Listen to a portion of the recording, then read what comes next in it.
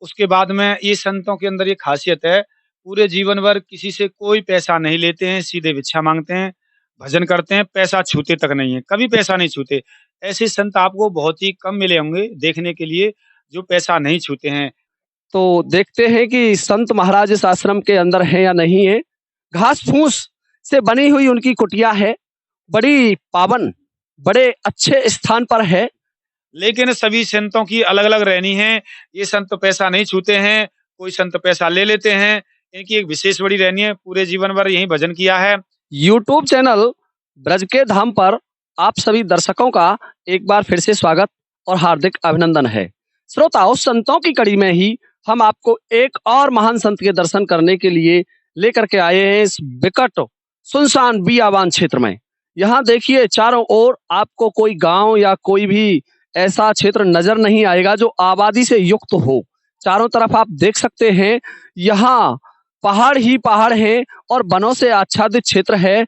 यहाँ एक नदी या नाला अवश्य बह रहा है और इसी के तट पर एक महान संत आराधना करते हैं। और चलिए, आज हम आपको उनके दर्शन कराएंगे।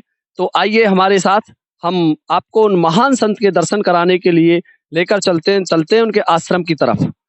देखिए, ये उनका आश्रम है। बजरंगबली की पताका यहाँ फहरी हुई है और हम उस आश्रम पर चल रहे हैं और आपको आज एक ऐसे परम संत के दर्शन कराएंगे जो संत बड़े महान हैं और बहुत लंबे समय से यहाँ तपस्यारत हैं।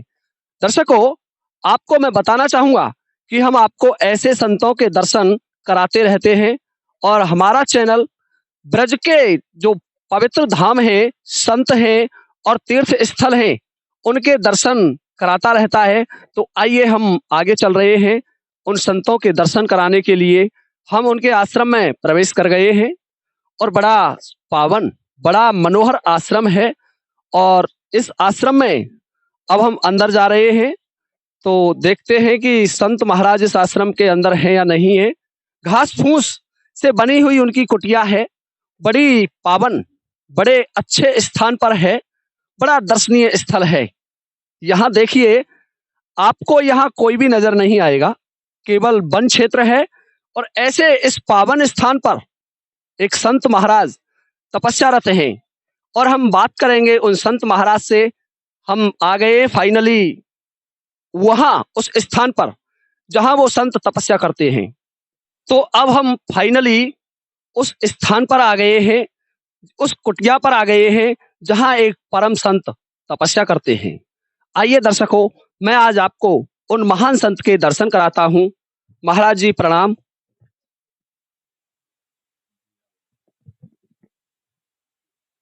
देखिए, मैं अब उस स्थान पर आ गया हूं जहां एक महान संत तपस्यारत हैं, परंतु हमें जानकारी मिली कि संत महाराज काफी समय से मौन धारण किए हुए हैं और इस वजह से हम उनका इंटरव्यू नहीं ले सकते, परंतु उनके सेवक हमारे पास बैठे हुए हैं, बाबा राधे श्याम दास, और उन्हीं से आज हम उनके बारे में जानेंगे। तो महाराज जी प्रणाम। जय श्री राधे, राधे, राधे। बाबा, हम आपसे जानना चाहेंगे कि संत महाराज कितने समय से यहाँ मौन धारण किए हुए तपस्यारत हैं? ये संत महाराज काफ़ी समय से मौन धारण कर रहे हैं। इनका मुझे कोई पता नहीं है और कब तक मौन धारण करते रहेंगे ये भी नहीं पता है। ये इनकी इच्छा है कब मौन खोल लें। इनके बारे में इन्होंने कोई ड्यूरेशन सेट नहीं कर रखी। अच्छा, ये भी पता नहीं है कि बाबा कितने समय में अपना मौन छोड़ेंगे, परंतु ये बहुत समय से मौन धारण किए हुए हैं। बाबा, यहाँ का जो क्षेत्र है, इसके बारे में आप हमें थोड़ा बताएंगे? हाँ, ये यहाँ पर भयंकर जंगल है और यहाँ पर भयंकर जानवर रहते हैं। उस भयंकर जंगल में जहाँ रात्र को कोई नहीं आता है, उस नदी के किनारे संत ये भजन करते हैं। यहाँ पर इनकी एक कुटिया थी, झोंपड़ी थी। हम जब आते थे, देखते थे, तो वो भी आँधी में उड़ जाती थी। और फिर धीमे-धीमे करके महाराज को जैसे-तैसे करके भक्तों ने यहाँ पर ये कुटिया का ये निर्माण कराया। उसके बाद में ये संतों के अंदर ये खासियत है, पूरे जीवन भर किसी से कोई पैसा नहीं लेते हैं, सीधे भिक्षा माँगते हैं, भजन करते हैं, पैसा छूते तक नहीं है, कभी पैसा नहीं छूते। ऐसे संत आपको बहुत ही कम मिले होंगे देखने के लिए, जो पैसा नहीं छूते हैं। मैंने पूरे जीवन में देखा है कि पैसे छूते नहीं हैं, ना पैसे लेते हैं, कोई देता लेते नहीं हैं, सीधे भिक्षा माँगते हैं, उसके बाद मौन धारण कर लेते हैं और भजन करते रहते हैं, किसी से कुछ नहीं लेते देते। देखिए, बाबा राधेश्याम दास जी ने बताया कि बहुत लंबे समय से ये यहाँ तपस्यारत हैं। यहाँ एक घास-फूस की कुटिया थी और बाबा ने किसी से कभी कुछ माँगा नहीं, ना पैसे लेते हैं और बाबा अपना यहाँ केवल तपस्या के लिए इस स्थान पर निवास करते हैं और उन्हीं के भक्त लोग भी यहाँ आते रहते हैं और उन्हीं के एक महान भक्तों में से संत महाराज बाबा राधेश्याम दास जी हैं और हम बाबा के बारे में उनसे और जानना चाहेंगे कि यहाँ जो ये क्षेत्र है बाबा, इस क्षेत्र में क्या हिंसक पशु निवास करते हैं? हाँ, भयंकर जानवर निवास करते हैं और उन भयंकर जानवरों में भी बाबा महाराज यहाँ पर ये पूरा ये पहाड़ी क्षेत्र में जरक रहते हैं। उन जरकों के मध्य में बाबा महाराज भजन करते हैं। धन्य से संत महापुरुष ऐसी जगह पर भजन कर रहे हैं जहाँ भयंकर खतरा है, उनका घर है, उसके घर में रहकर ऐसा हर व्यक्ति नहीं रुक सकता। धन्य इनकी वीरता। और वो भी अब तो ये कुटिया बन गई है, फटे कुटिया थी, जो झोंपड़ी बरसात में, आंधी में हमेशा उड़ जाती थी। साथियों, ऐसे भयंकर जंगल में, वो भी नदी के किनारे संत भजन कर रहे हैं। इनकी वीरता भजन का प्रताप है। देखिए तपस्या का फल कितना अच्छा होता है कि यहाँ हिंसक पशु भी इस क्षेत्र में निवास करते हैं, लेकिन इन संत महाराज से कुछ नहीं कहते। और यदि यहाँ जरखों की बात करें तो हम इस क्षेत्र में और संतों का भी हम इंटरव्यू ले चुके हैं। यहाँ ये पूरा क्षेत्र हिंसक पशुओं से घिरा हुआ है। यहाँ वैसे साधारण मनुष्य बहुत कम आते हैं और जानकारी बाबा से और करेंगे इसके बारे में। महाराज जी, यहाँ के अड़ोस पड़ोस के गांव कितनी दूरी पर हैं यहाँ? गाँव तो बहुत दूरी पर है। यहाँ पर महाराज पैदल ही जाते हैं, भिक्षा लेने के लिए पैदल ही आते हैं। मैंने पूरे जीवन भर बाबा महाराज को देखा है। और यहाँ से थोड़ी दूर पर इधर भी पहाड़ है, इधर भी पहाड़ है। उन दोनों पहाड़ों के मध्य में बाबा महाराज की कुटिया है। पहाड़ों में भयंकर कंदरा हैं, भयंकर वन हैं, भयंकर जानवर हैं। उनको देख-देख कर ऐसा डर लगता है। उन दोनों पहाड़ों के मध्य में बाबा महाराज की कुटिया है और वहाँ भजन करते हैं बाबा महाराज। और इन्होंने पूरे जीवन भर भजन किया है, किसी से कुछ नहीं लिया। सबसे बड़ी साधना इनकी भजन की तो है ही, किसी से कुछ नहीं लेने की बड़ी साधना है। और सबसे बड़ी साधना है कि पैसा छूते तक नहीं है। कोई भी दे, पैसा नहीं छूते ये। पैसा तो मोह मोह माया से बिल्कुल मुक्त हैं। जी सारी चीज़ों से मुक्त हैं।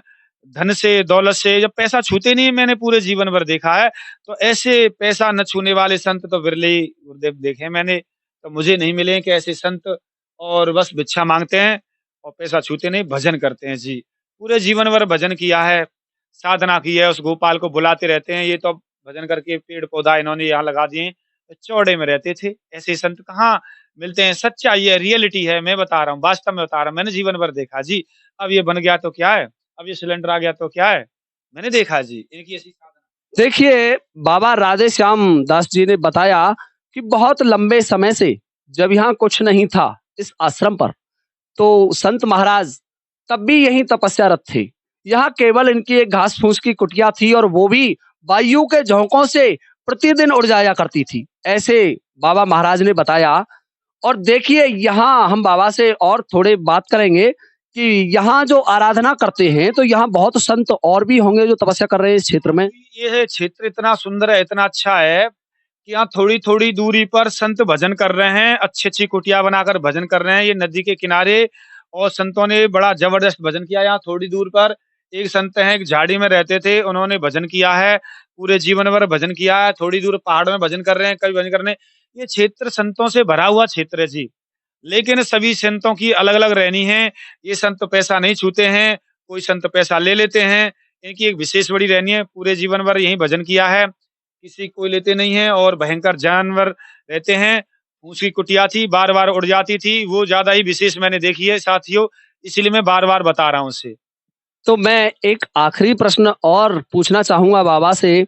बाबा, कितने समय जो तपस्या का समय है, वैसे पूछना नहीं चाहिए संतों के बारे में, फिर भी जिज्ञासावश मैं पूछ रहा हूँ कि यहाँ कोई व्यवधान तो बाबा की तपस्या में आता नहीं होगा, तो अधिकांश समय शायद तपस्या में ही लगे रहते होंगे। देखो जी, संतों का 24 घंटे पूरा जीवन ही भगवान की शरण में रहता है, कोई व्यवधान नहीं आता है। संत तो भगवान से मिल चुके हैं, उन्हें कोई परेशान नहीं करता। अगर कोई परेशान करता भी है, सोचता भी है, तो भगवान की कृपा से वो नष्ट हो जाता है, दूर हो जाते हैं, कोई परेशान नहीं। संतों के भगवान के चरणों में जाने पर आनंद ही आनंद हैं।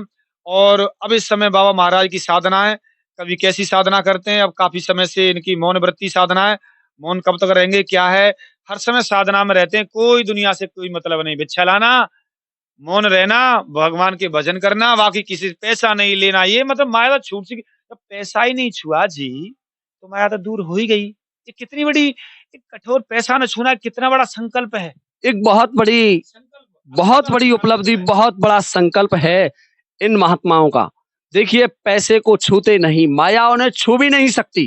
परंतु मैं और जानना चाहूँगा, जब इतने बड़े महान संत हैं, तो क्या भगवान आप जब आराधना करते हैं, तो क्या आपको आराधना करते समय उस परम पावन, परम पिता ईश्वर की अनुभूति होती है? अनुभूति तो महाराज इनको इतनी होती है, हद से ज़्यादा। यद्यपि मुझे इतनी संत अपने गहरे रहस्य को नहीं बताते, लेकिन मैंने जब देखा है, तो ये इतने विरही हैं, जब पैसा नहीं छूते, भिक्षा माँग के लाते हैं, तो भगवान के विरह में, भगवान के दर्द में जब-जब कभी-कभी कहता हूँ, तो मैंने इनके आँसू निकलते देखे हैं।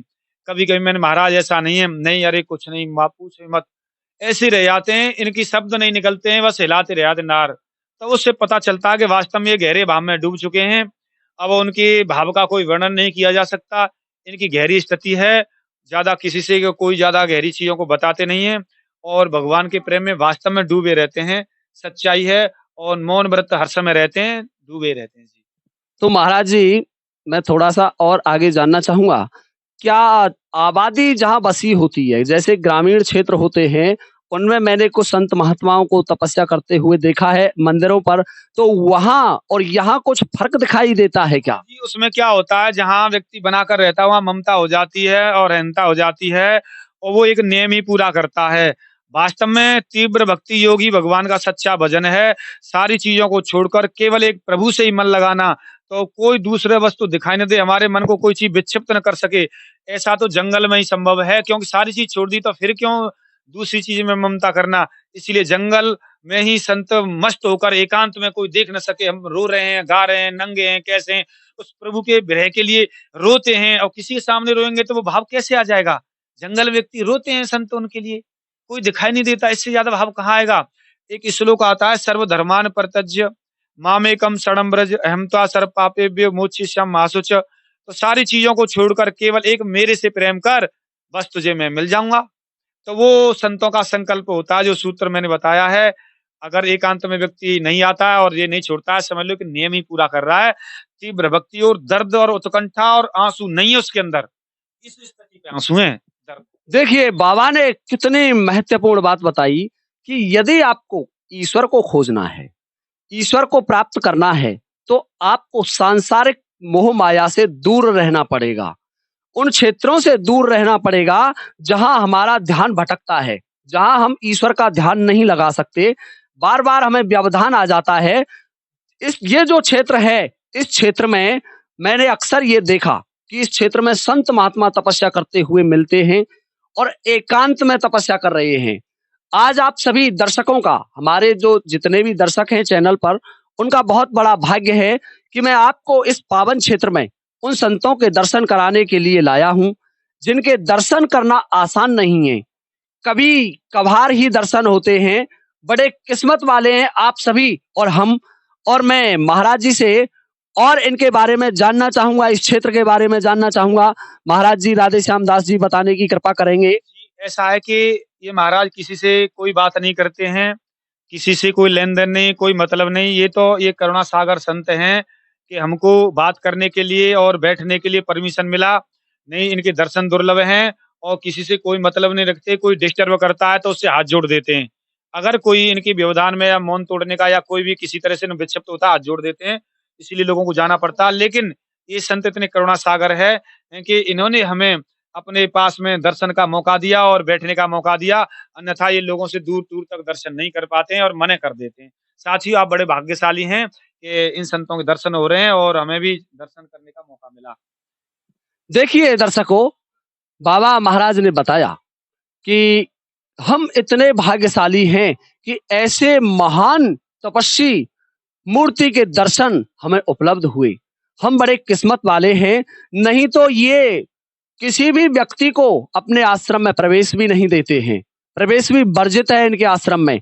ये मौन व्रत धारण किए हुए हैं और काफी समय पहले से इन्होंने धारण कर रखा है और ये पता भी नहीं है इनका कि कितने समय तक इनकी मौन तपस्या जारी रहेगी।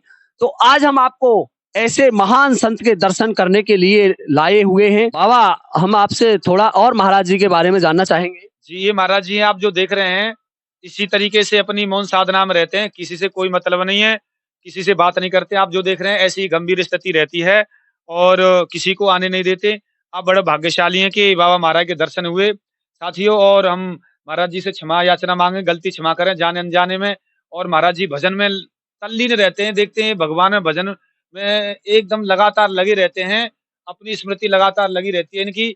और हमने इनको थोड़ा-सा विक्षिप्त किया, डिस्टर्ब किया, उसके लिए महाराज गलती क्षमा करें। आपके चरणों में दंडवत।